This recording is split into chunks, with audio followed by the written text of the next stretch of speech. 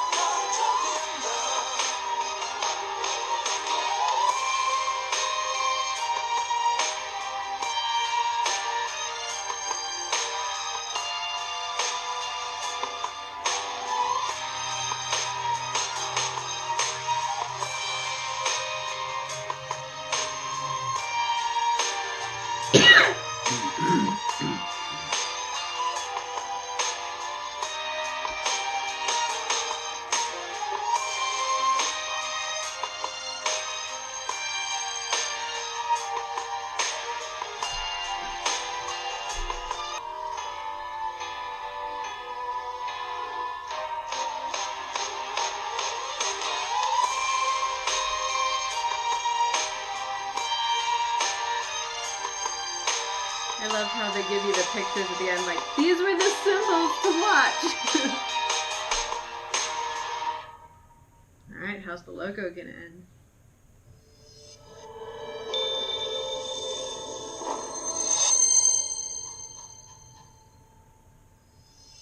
That's the finished logo for Wings.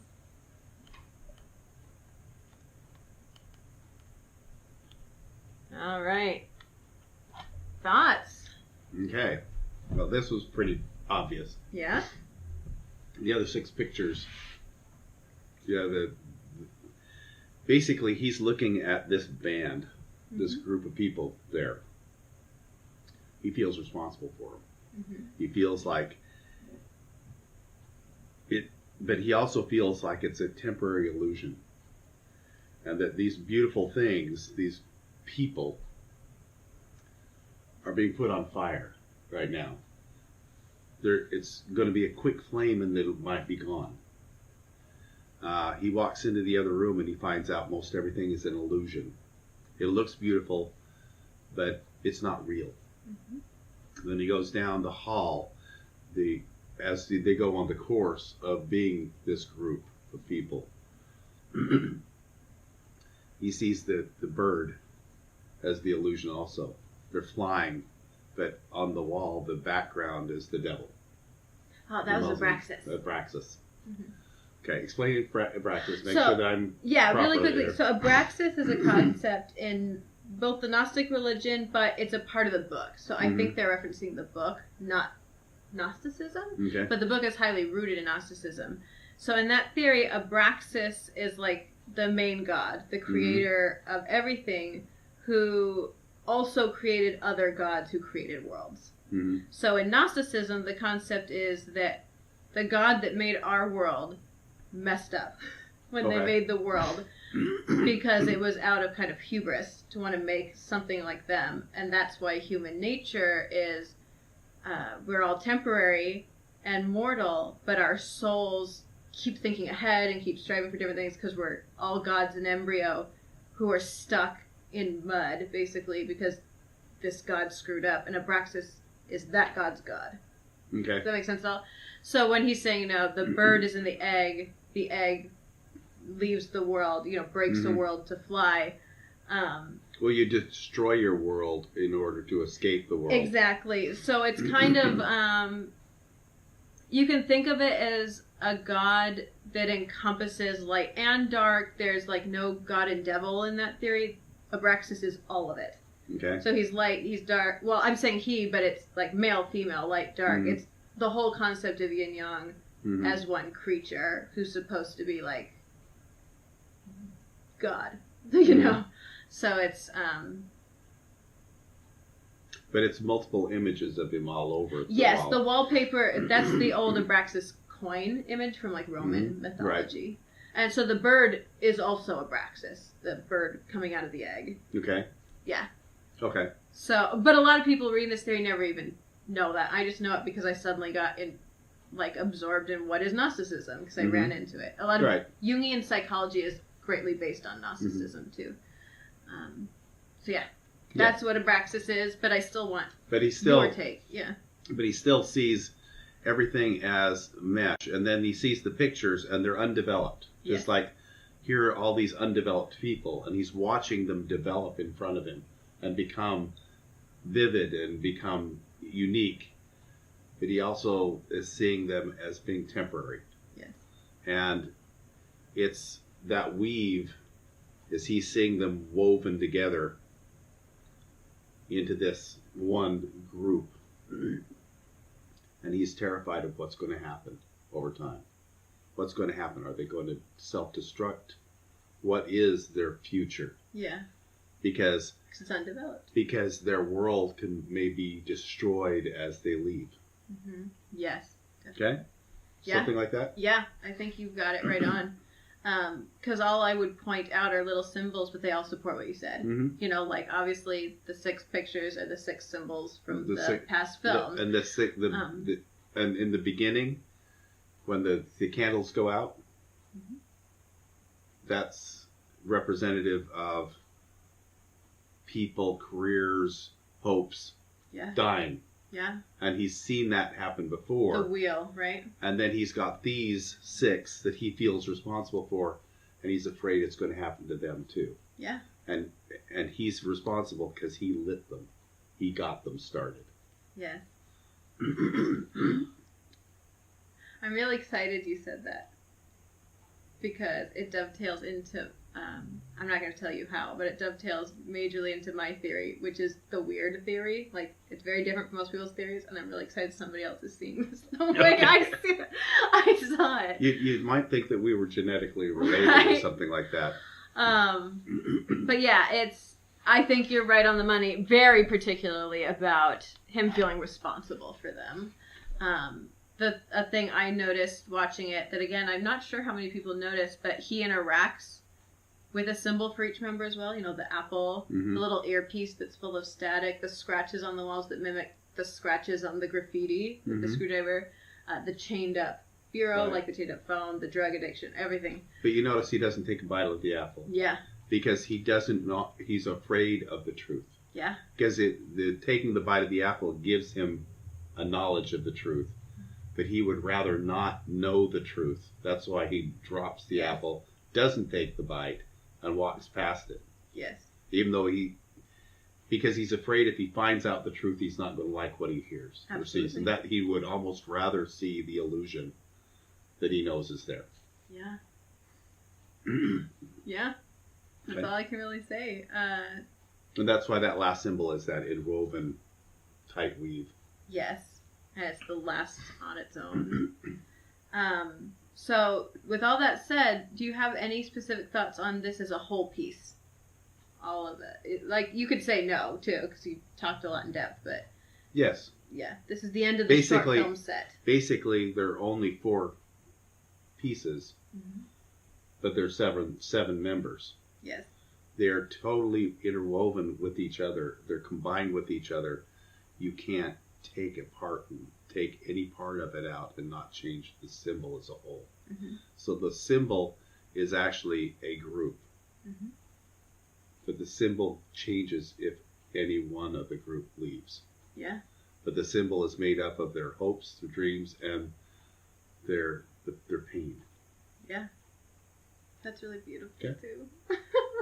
You keep saying beautiful things, but I'm proud to be your daughter. Yeah, but I'm supposed to be handsome, not beautiful. No, I said you're saying beautiful. Okay, all right. Good. Yeah, I've mentioned a lot on the channel. I love the short films, and I think I mentioned it just offhand in a past video, but I've definitely thought of going over these cinematically, like as a film thing. But it's been really nice getting to watch these with you and getting to watch them with you and discuss them. And I don't know, I think it was these short films that got me interested in the theory to begin with, because they're so interesting to me. You don't see this out of a pop band very often. But yeah, so from here, guys, we're going to do Blood, Sweat, and Tears. And I think I've made up my mind, too, that I'm going to... Oh, look who's awake. So we're going to do Blood, Sweat, and Tears, only the Korean version. I know a lot of you guys have mentioned the Japanese version, but they do copyright strikes. Japan is not safe. And I could be wrong, but I'm pretty sure even Ashlen's in my reaction to the Japanese version of the video is down. So, we're going to watch the Korean version. I can show him the Japanese version for context if you want, but that one won't be reacted to.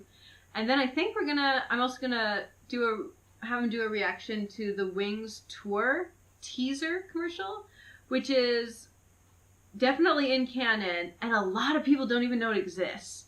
But to me, it's really important. So I'm going to throw that in too. So we have those 2 more videos, and then if you guys decide you want more, if you decide you want different, we might then go into the highlight reels. But to me, that's kind of webtoon era, and I have still a lot of feelings about that all getting explained. So we'll see. It's up in the air. We're going to close out Wings era and then see where we go from there. Yeah. So if you want to see Blood, Sweat, and Tears, go to the Patreon. If not, we'll see you next week, okay? Okay. So until next time. Live long and prosper. Also, like, comment, and subscribe to both of us!